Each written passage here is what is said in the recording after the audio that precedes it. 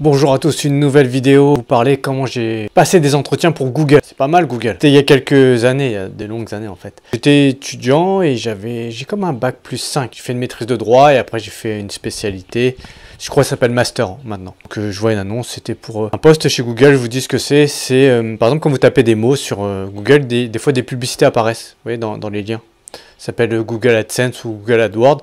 Il y a des chefs de compte, c'est comme un service client pour les grands comptes. C'est des gens qui font beaucoup de pubs sur Google et ben ils ont un interlocuteur chez Google. Donc c'est bien, c'est un bon poste, mais c'est pas non plus énorme. Hein. Tu diriges pas Google. C'est juste comme un service clientèle, mais chez Google. Donc c'est bien, mais ça reste subalterne. Tu manages pas des gens, c'est vraiment un poste qui est sympa. Hein, mais qui reste tout à fait dans la norme. L'annonce précise qu'il faut être bac plus 3, moi j'étais donc bac plus 5. Déjà c'est un peu disproportionné. Donc j'envoie un mail avec mon CV, tout ça, et je vais recevoir un appel pour faire un entretien téléphonique. Donc de tous les CV qui ont été envoyés, je pense qu'il reçoit vraiment énormément de demandes. Je faisais partie de ceux qui étaient appelés pour l'entretien téléphonique. Donc ça c'est déjà bien. Sachant que j'avais déjà, pas triché, mais j'avais déjà plus de compétences au niveau des études que les autres. Je pense que 90% des gens...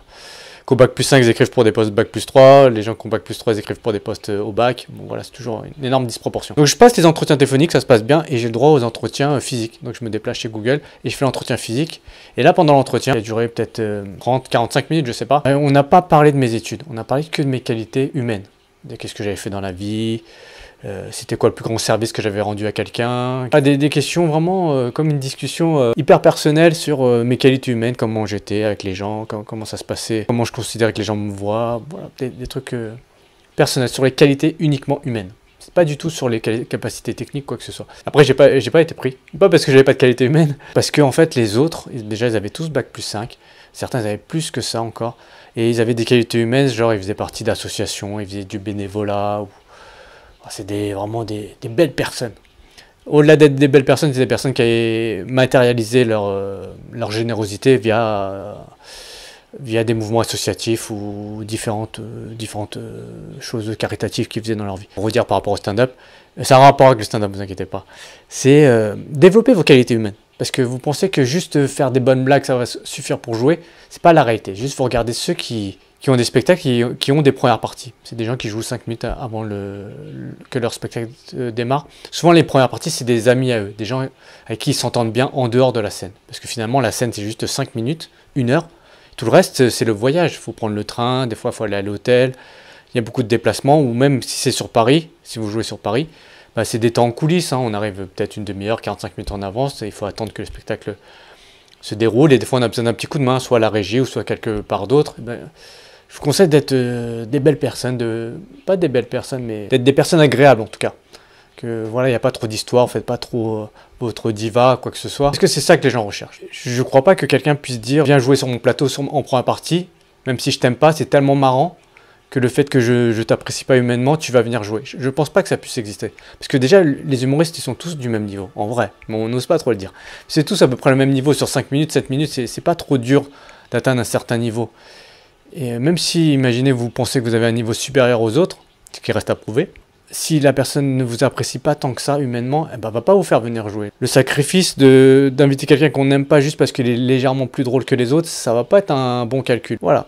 Donc je vous conseille vraiment d'améliorer vos qualités humaines et ça va vous aider parce que capacités techniques, tout le monde peut les avoir. Tout le monde peut avoir tel diplôme, telle compétence technique, mais si vous n'êtes pas capable de bien parler aux gens, d'aider les gens, ça va pas le faire. Sur des fois des plateaux, pas tout le temps, mais des fois c'est dans un bar, il faut installer. Donnez un petit coup de main pour installer si vous avez envie. Aider à ranger, en tout cas pensez à demander s'il faut une petite aide. Essayez d'être conciliant, les gens qui organisent des plateaux par exemple, ils ne gagnent pas plus d'argent que vous, même si vous croyez ça. C'est beaucoup de sacrifices d'organiser un plateau. Et c'est beaucoup de responsabilités, un gros sacrifice. Donc un petit coup de main c'est le bienvenu. Ne croyez pas que les gens qui organisent les plateaux, ils sont à votre service. Parce que c'est pas comme ça que le rapport de force se présente. Ils vous invitent chez eux presque. Ils vous tendent la main pour que vous puissiez jouer. Ils peuvent choisir d'autres personnes. C'est vous qu'ils ont choisi. Donc c'est comme un petit cadeau qu'ils vous font. Où la moindre des choses, c'est d'être un minimum poli. Et de rendre ça soit en étant agréable, hein, ou soit en aidant pour ranger s'il y a besoin. Donc développer vos qualités humaines, je pense que c'est ça qui est recherché à certains niveaux. Par exemple, pour entrer chez Google, c'est ça qui est recherché au dernier moment. Juste pour un poste subalterne, franchement, c'était C'était avec un casque, tu parlais avec les clients par email ou par téléphone. C'était pas un énorme poste. Et aussi, une dernière chose qui peut vous aider pour un stand-up, c'est que tout le monde avait bac+5, plus des énormes qualités humaines. Tout ça pour un poste qui était bac+3. Vous voyez? C'est disproportionné. Si vous voulez jouer sur des plateaux, il faut savoir que des humoristes qui jouent à l'Olympia essaient de jouer sur des plateaux sur lesquels vous voulez jouer aussi. Vous allez croiser des gens qui font des télés, des gens qui font des millions de vues. Ils veulent jouer sur les mêmes plateaux que vous. Donc voilà, ça reste assez darwinien. C'est vraiment la loi du plus fort. C'est peut-être triste, mais c'est un peu ça. Donc essayez-vous de faire un truc vraiment hyper marrant, même si vous avez travaillé 5 ans sur un sketch de 5 minutes, bah vous allez essayer de jouer sur la même scène que le mec qui démarre, qui a juste ses 5 premières minutes. C'est comme ça, c'est darwinien, c'est la loi du plus fort. Donc essayez de disproportionner vos efforts pour obtenir un résultat, sinon ça va être compliqué. Ok? J'espère que vous avez aimé cette vidéo, que vous allez... YouTube, ça appartient à Google, hein, vous le saviez? Voilà. J'espère que vous avez aimé cette vidéo, vous allez mettre un petit pouce sur la vidéo et surtout vous abonner à ma chaîne YouTube. D'accord? C'est important pour moi. Je sais, les gens, ils veulent pas trop s'abonner, ils veulent pas mettre des petits pouces. Et ben, pour moi, c'est important. Voilà, j'espère que tout va bien pour vous. Mettez un petit pouce sur la vidéo, abonnez-vous à ma chaîne YouTube et à très bientôt. Bye, ciao.